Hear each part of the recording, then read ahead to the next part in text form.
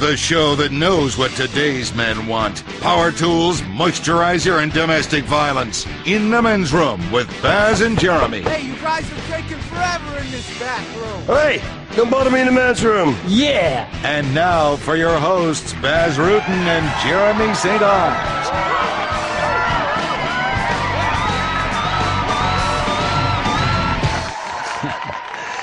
All right, hi everybody, my name is Baz Rutten. And welcome to the men's room. Yeah, let's kick it up. And that's exactly what I'm going to do. Let's do this. Listen, the ratings are coming in, and people come to me and they say, Baz, how is this show on the air? And I say, this is a reality show. Yes. Two men in the bathroom talking, that's reality. That's where we can be ourselves. Talk about women, talk about love, and talk about snipping the vertebrae in a man's spine. How about going to the phones? How about going to the phones? I know it's time to go to the phone. Hey, let's go to the phones. So, who's on line 8? Hello? Who's there? I am watching you. Who is this? I know where you live. I'm watching you. I'm in your house. I'm sorry, sir, creepy guy, but I'm going to break your leg. Please attack me, and I will please return the favor. I'm going to rip off your arm, and I'm going to beat you with the red hand. Bang! Bang! And then I'm going to make love to your femur. You know? Just like a dog. Baz, don't. I'm really scared. Maybe it's that serial killer everybody's talking about. I don't think so. He kills homosexuals. And whereas we, Jeremy, we are tough guys. Tough as nails. Nails. You know what? I shoot a nail into my hand right now. Ooh. That's what we're all about. About helping people through difficult times in the men's room. Yeah, that's right. Difficult times. You know what? You know what? What? Okay. I want to tell you something. On the streets, everything is legal. Being a man is legal. Well, not quite everything is legal, Baz, but between consenting adults, most people turn a blind eye these days. I never turn a blind eye. You turn a blind eye, listen, you got to get blinded. Bang, bang, bang! Listen, I get my wisdom from the Greeks. You must be like a centaur, part man, part horse. You get drunk and carry off the maiden, and anybody say anything, what do we do, Jeremy? Knee to the groin? Exactly! Yes, right there! Oh, that's gotta hurt. You're playing a game, and we're calling this game Blue Ball Baseball. I did it once in the bar brawl in Manila. And all that guy left was his blind eyes. And I walked to him, and I go, bah, bah, bah. So just 3 little jabs. Is that a retainer on your shirt, or are you just glad to see me? Boom, boom, boom! 3 hooks later, I slide him down the bar, his face full of fucking glass. I swear to God, he'll never see again. I do a shot, I play some pinball, and then, just for good measure, an elbow to the face, just like that. Yeah. Well, you know what I don't turn a blind eye to? Blind people with the seeing eye dogs. They don't have to pick it up. I mean, I wish I could poop in public without having to pick it up.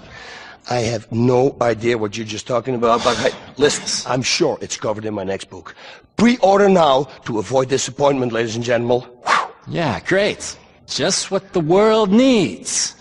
Another book about how to solve conflict with a nail gun and a bad temper. You heteros are all the same. Let's go to the phones. Hello, line 5.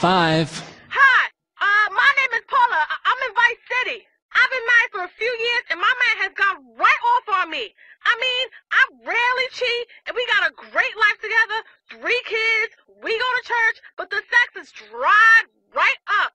What should I do? I've tried lingerie, having threesomes, and even screwing the neighbors to make him jealous, but nothing works. Paula, girl, I see your problem. You gotta get back to the basics, because that's your problem. You know what a great aphrodisiac is? Anger. Pain is even better. Just don't take it too far. That's why grudge sex is the best sex you can have. Yes. You gotta hate him, Paula. That's what I'm telling you. You gotta hate him. Okay. Yeah, and every time you make love, Don't make love. Make it.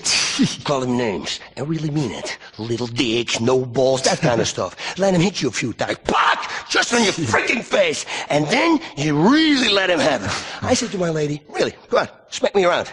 Take that chair, hit it right across my head. Bam! Because that's erotic. That. Men like this, Paula. I'm telling you. And then, Paula, give it to him with a baseball bat. Yeah. So he's seconds away from calling the cops. Or, of course, we can always deliver the good crick in the pills! Baz. Okay. Thanks, Baz. I'll be sure to try that and let you know. Thanks. Next caller, come into the men's room. Jeremy Budd, this show is gonna be fucking great! So, who's on the phone? Hey, Baz, my name's Travis. Your show sucks. You're not so tough. Yo, you teach all this stuff, but I could take you. Trust me, I have a gun. All your stupid roundhouse kicks and stuff can't beat a gun, homie. Lead travels fast, biatch. Oh, Travis, buddy, please hang on the line, okay? Because I want to tell you something. The Garden of Lavender and Roses is one that you have to crawl through over thorns with a knife in your mouth. Exactly. You bite back the tears with the blood running down your face. This analogy is for life, and it's all covered in my next book. Crawling through the Garden of Lavender and Roses over thorn with a knife in your mouth and slightly aroused. Yes. Listen, I teach you, Travis. You live in Liberty City, right, Tudor? Yeah. But how do you know that? Well, let me tell you this, pretty soon, in about 5 minutes, you will hear a knock on your door, and 3 guys will be there. The first rule of violence is, don't always commit the crime yourself. Now, if you are choking on the sheriff and waiting for the posse to come, or making the Cyclops fly, it's no matter, because sometimes we all have to wait in the dark. Discipline. I tell it to Jeremy all the time. Discipline. It's discipline. Don't let the images, Jeremy, of your stepfather hound you. Don't let him. Don't tell him about No. You're a stepdad. man. It's okay. It's okay. What happened is in the past. You're still a man. Okay. Don't worry. You are alone. Alone with your heartbeat. Life quickly spirals out of control, Jerry. I mean, come on. One day, you look in the mirror, and then suddenly, you just punch it. Punch! And at that moment, you look at yourself in the mirror, and you see the broken reflection, and you feel empty inside. Baz, come on, let's get back on track here. That's right. When you fight the game of your life, punch your opponent in the liver, and that is pow, right there. That's the liver. You have to have the wings of an eagle, the body of a lion, and the tail of a howler monkey. People say, hey, listen, I don't want to study martial arts. The problem with martial arts is the years of training and celibacy. You can't fuck. It's out of the fucking question. It's well known that ninjas aren't allowed to touch themselves, or they lose their edge. And if you lose your edge, not good. Now, this gives you great focus and precision when you're cutting off someone's head.